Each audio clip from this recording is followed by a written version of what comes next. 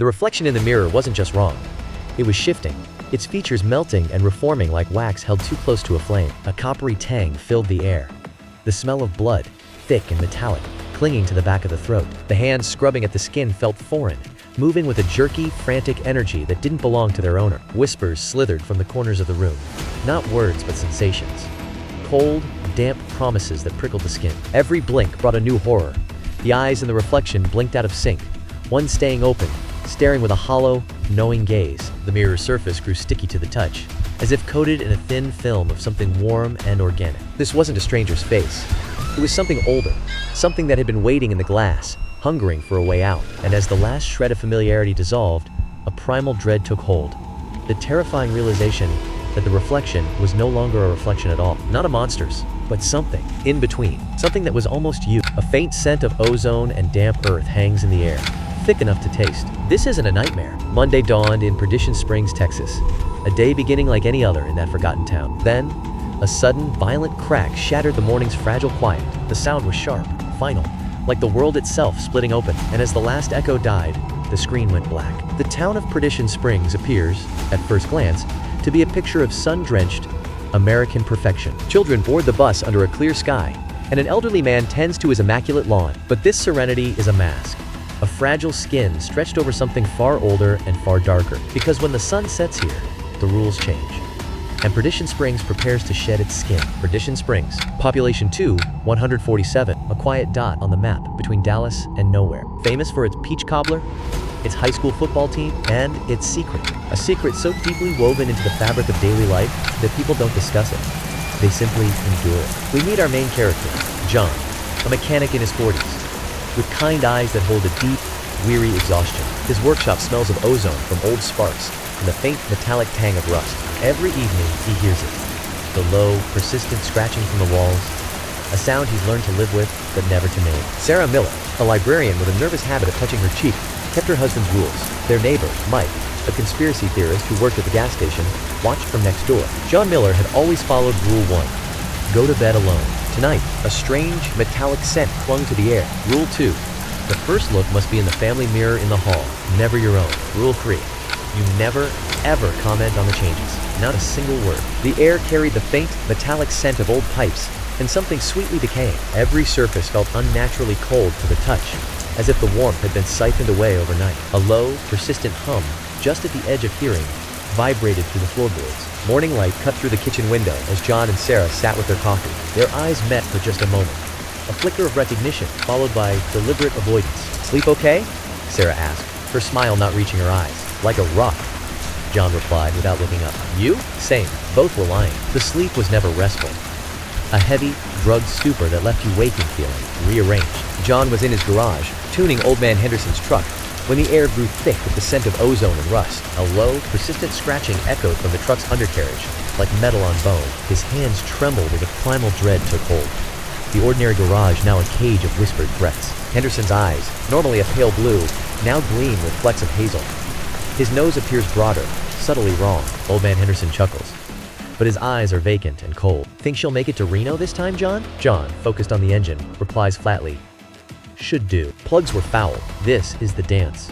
You recognize them by voice, gait, how they wear their clothes, not by a face that shifts like oil on water. Their features remain soft and malleable, unsettlingly pliant. One morning, Sarah's cheekbones appeared higher.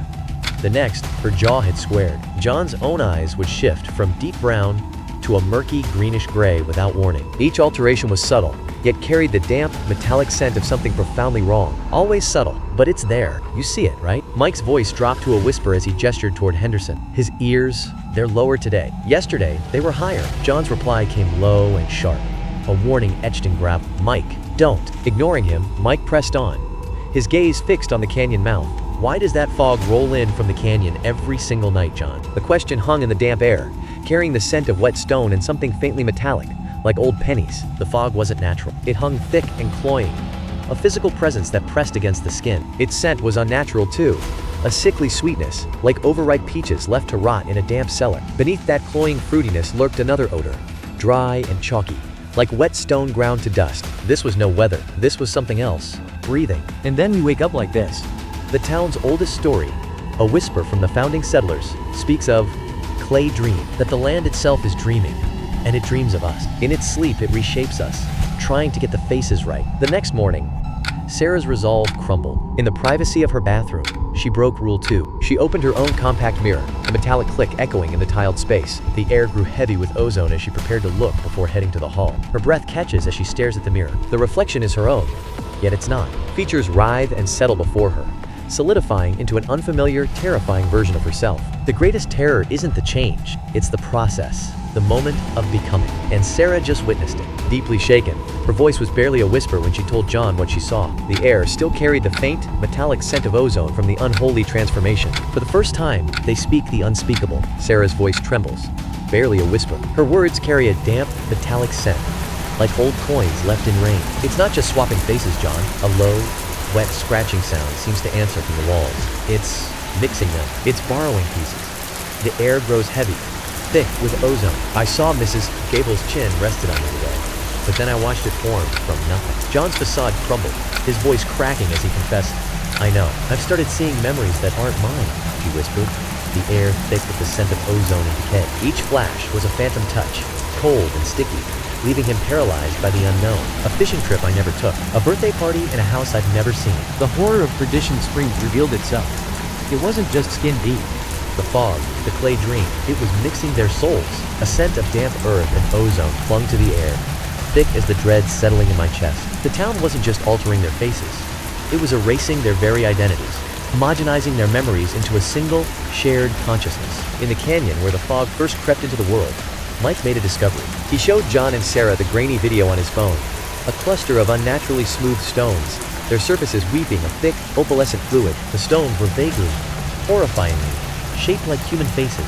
The earth beneath their feet was pliant and yielding, like wet clay. Mike's voice dropped to a ragged whisper, heavy with realization. It's not dreaming of us. We are its dream. We're the faces it's trying on. And one day, it's going to wake up. That night, the fog began to creep in hours early, thick and silent. The fog thickened, pressing against the windows like a living membrane. A sickly sweet odor, thick as syrup, saturated the air inside the house. In their bed, John and Sarah clutched each other's hands, knuckles white. They fought against a deep, unnatural pull towards sleep, every sense screaming in the oppressive silence. A low, seismic hum vibrated through the earth beneath them. They had shattered the silence, and the dream took notice. The next morning, John and Sarah sprinted to the hallway mirror, their breaths ragged. They stood before it together, a sharp scent of ozone in the air, and broke the first rule. They stare, their faces almost unrecognizable. Each has become the other. John now wears Sarah's soft mouth, her worried brow. The air grows heavy with the scent of ozone and a silent, primal dread. Sarah now carried John's stronger jawline, the familiar crinkles around his eyes,